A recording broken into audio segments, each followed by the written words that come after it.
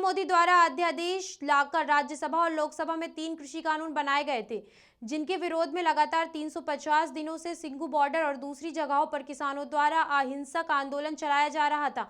कल यह तीनों कृषि कानून वापस लिए जाने की घोषणा पीएम मोदी द्वारा की गई। इसे लेकर आज बालाघाट जिला मुख्यालय स्थित सर्किट हाउस में संयुक्त किसान मोर्चा द्वारा प्रेस वार्ता आयोजित की गई।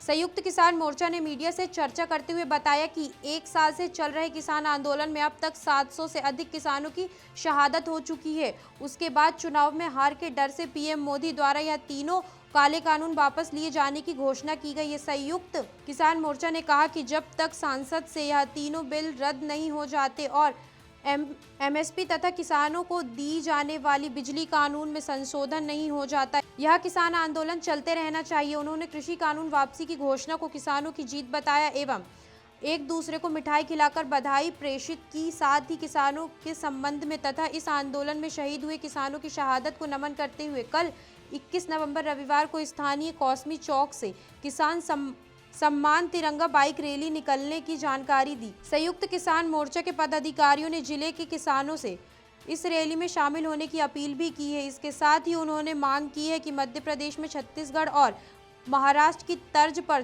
धान खरीदी में किसानों को समर्थन मूल्य दिया जाए। संयुक्त किसान मोर्चे ने यह भी कहा कि नवंबर माह बीत रहा है, दिसंबर आने वाला है, लेकिन अब तक बालाघाट जिले में समर्थन मूल्य पर धान खरीदी शुरू करने में नाकाफी इंतजाम किए गए हैं, जबकि जिले में 90% किसान धान काटकर अपनी फसल रेडी कर चुके हैं। इसका जवाब जिला प्रशासन के मुखिया को देना चाहिए। हमारे देश के किसान भाई लोग तीनों कृषि काले कानून, एमएसपी, जो उनके बिजली के बिल ज़्यादा आते हैं उस पे लेकर आंदोलनरत थे, जिसमें 700 से अधिक किसान शहीद हो चुके हैं।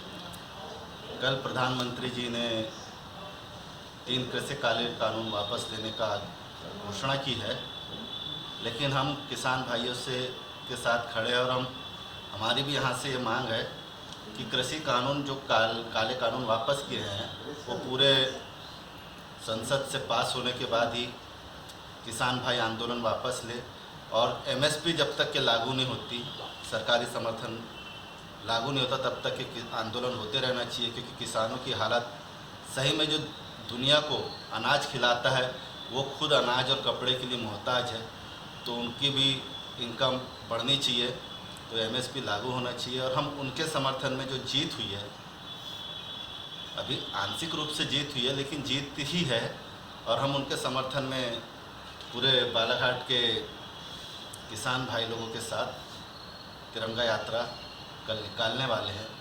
हम बालाघाट क्षेत्र के पूरे किसान भाइयों से आग्रह करते हैं, निवेदन करते हैं कि वे कल 12 बजे कौसमी चौक में इकट्ठे हों और उन किसानों के सम्मान में तिरंगा यात्रा में शामिल हों। विगत 1 साल से जो हमारे संपूर्ण भारत देश के किसान जो 3 कृषि कानून, काले कानून केंद्र सरकार द्वारा लागू किए गए थे, उसको निरस्त करने की मांग को लेकर लगभग 1 साल से धरने पे बैठे थे, जिसमें हमारे भारत देश के लगभग 700 किसानों की जान भी जा चुकी। इस ऐतिहासिक जो कल घोषणा प्रधानमंत्री जी के द्वारा की गई है, उससे एक चीज़ बहुत अच्छी क्लियर होती है कि जब भी इस तरीके से कोई भी सरकार तानाशाही रवैया आम जनता के खिलाफ लाती है तो उसमें सतत रूप से संघर्ष करे, आंदोलन करे, सड़क पर उतर के आंदोलन करे, तो निश्चित रूप से भारत देश की ऐसी कोई भी सरकार हो उस निर्णय को वापस लेने को मजबूर होती है। इस ऐतिहासिक निर्णय को पारित होने के इसमें और किसानों को कल हम लोग नमन करेंगे। जो 700 किसान शहीद हुए, उन किसानों के सम्मान में तिरंगा यात्रा एक कौसमी से निकाली जाएंगी, जो शहर का संपूर्ण भ्रमण करेंगी।